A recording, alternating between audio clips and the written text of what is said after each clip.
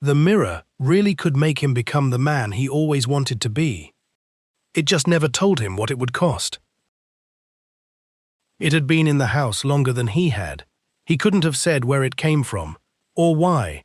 That evening, he actually looked into it instead of past it. What looked back wasn't him. Not exactly. The same face, 10 years steadier. A posture that had never once apologized before it spoke.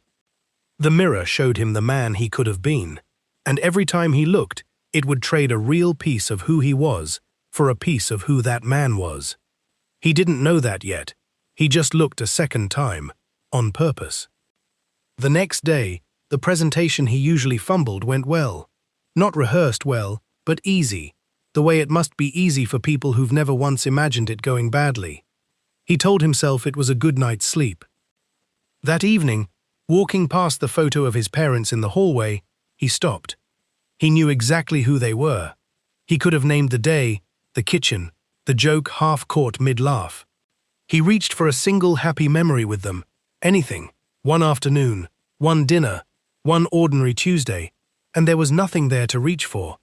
Not fogged, not fading at the edges the way old memories do. Simply gone, the way a room is empty when nothing was ever moved out of it. Week 2. He walked into a meeting without rehearsing a single sentence of it first. The thing that used to take him 20 minutes in a hallway, gone like it had never been a habit at all. That night, he slept straight through until morning. He couldn't remember the last time that had been true. He also couldn't remember which side of his childhood bed he used to sleep on. He didn't notice that one was missing until he went looking for it, and didn't go looking for a reason. Week 4. Brushing his teeth, half asleep, he noticed the reflection lower its arm a half second after his own was already down. He told himself mirrors had always had a lag like that. He looked again anyway, to check. That one felt too small to worry about. He almost didn't mention it, so he didn't. Week 7. A hard text landed. The kind that used to cost him 20 minutes of drafting and deleting. Who read it, smiled, and just answered it. People had started warming to him in a way they never quite had before. He couldn't remember what used to make a silence in a room feel dangerous. He'd have said, if anyone had asked, that it never had. Week 10. A leaking faucet under the sink, fixed on the first try, no frustration, the kind of thing he used to leave broken for a month, rather than face.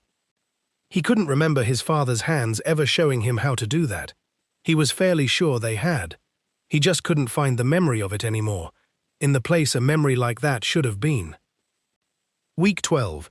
He reached for her hand across the table before he'd had time to think about whether it would be welcome. It was. She looked surprised in a way that told him, without either of them saying it, how long it had been since he'd done that, without hesitating first. He couldn't remember the last time he'd hesitated. If he was honest, he couldn't quite remember the shape of the hesitation either, what it used to feel like exactly, to be that unsure of his own hand. He couldn't remember what he had sacrificed, which made sacrificing the next thing even easier. By week 14, he'd stopped waiting for a bad morning to justify it. He started finding reasons instead. A bad morning, a good one, no reason at all some nights, just the mirror, and 20 seconds he could spare for it.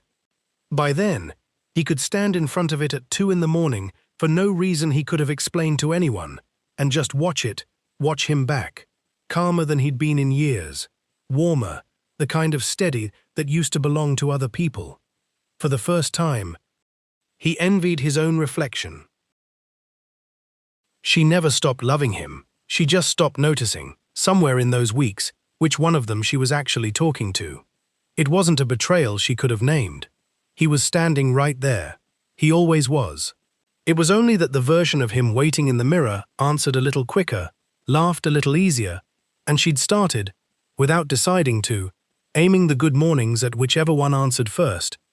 He noticed the angle before he understood what it meant. She'd turn a few degrees toward the glass, without seeming to decide to, the same instinctive lean a person gives the better light in a room. He filed it away with the rest of what he wasn't saying. He could have said something. He didn't. Some part of him had already noticed that the answer she was getting was better than the one he had in him that morning. and some part of him was grateful someone was still giving it to her, even if it wasn't exactly him. It happened again the next morning, and the one after that. Never all at once, a habit disappears the same way a habit forms, one unremarkable repetition at a time, until neither person living inside it could say when it started. He started noticing it in himself before he could name what he was noticing. A story at dinner, and he'd catch himself pausing half a beat longer than he used to before he answered, waiting, without deciding to wait, for the version of the answer that would have come easier to the man in the glass. He told himself he was just being careful, considerate, a better listener than he used to be. Some mornings he caught his own face in the hallway mirror on the way past, not looking, not stopping, just passing, and for a half-second couldn't have said which of them had noticed the glance first. He started dressing differently too, without deciding to. The shirts he used to save for good days, worn on ordinary Tuesdays now, for no occasion he could name.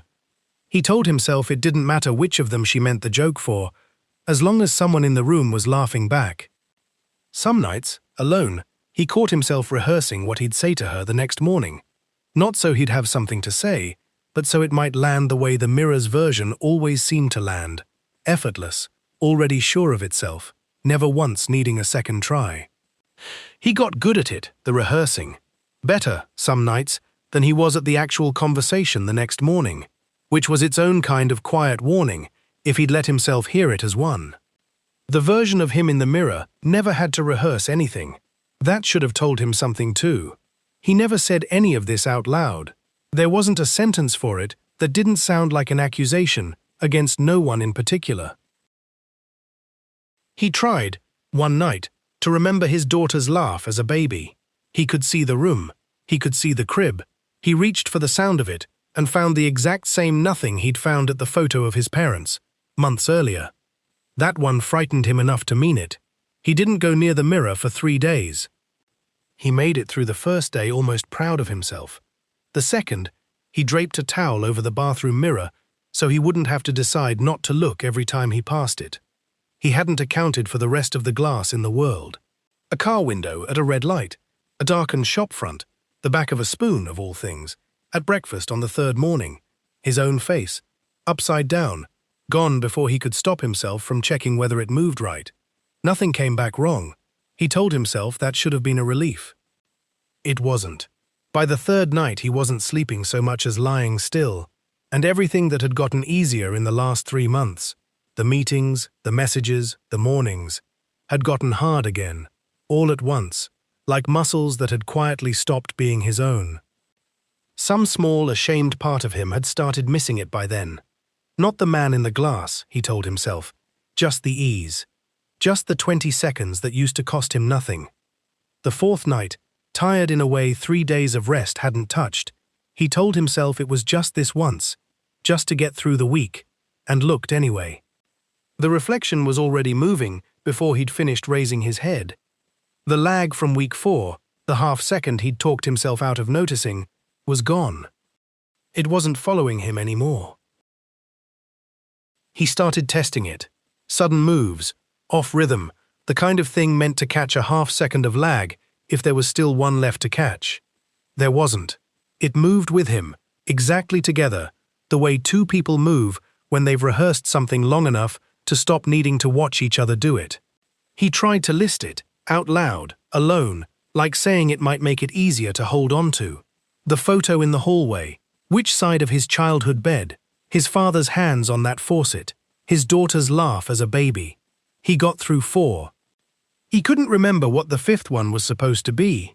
He stopped trying to name what was missing and asked, for the first time, a different question. Not what he'd lost, but how much of what was still standing there was actually his.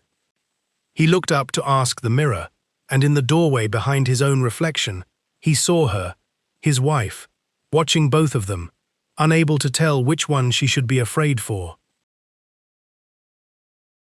He lowered his hand, not toward one more look. He didn't look a 4th time. He walked away from the mirror that night and told himself it was for good. The next morning, she made the same joke. Something laughed.